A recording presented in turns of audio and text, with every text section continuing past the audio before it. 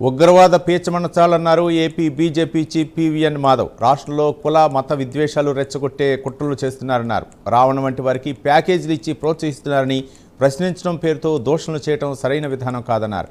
కూటమి బలాన్ని విచ్ఛిన్నం చేయాలని చూస్తున్నారన్నారు.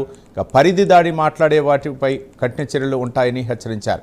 ఉగ్రవాదాన్ని ప్రోత్సహించే శక్తులపై ఎన్ఐఏ అధికారులు దృష్టి పెట్టారన్నారు. ప్రశాంతంగా ఉండే ప్రాంతాల్లో అలజడి సృష్టించాలని చూస్తున్నారని మాధవ్ అన్నారు.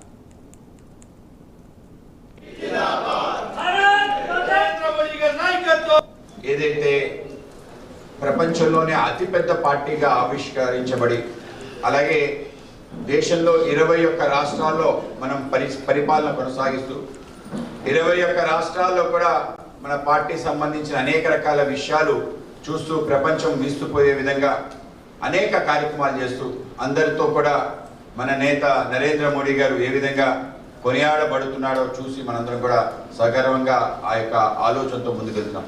ఇవాళ మన పార్టీ సంబంధించిన అనేక రకాల విశేషాల కూర్చోం అందరూ కూడా శ్రద్ధగా చూస్తున్నారు, అలాగే అనుకరణ కూడా చేస్తున్నారు.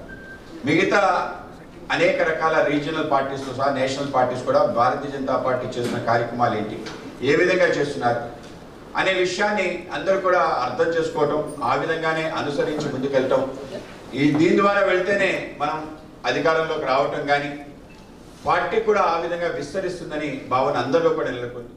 ఏదైతే ప్రపంచంలోనే అతిపెద్ద పార్టీగా ఆవిష్కరించబడి అలాగే దేశంలో 21 రాష్ట్రాల్లో మనం పరిపాలన కొనసాగిస్తూ 21 రాష్ట్రాల్లో కూడా మన పార్టీ సంబంధించిన అనేక రకాల విషయాలు చూస్తూ ప్రపంచం వీస్తుపోయే విధంగా అనేక కార్యక్రమాలు చేస్తూ అందరితో కూడా మన నేత నరేంద్ర మోడీ గారు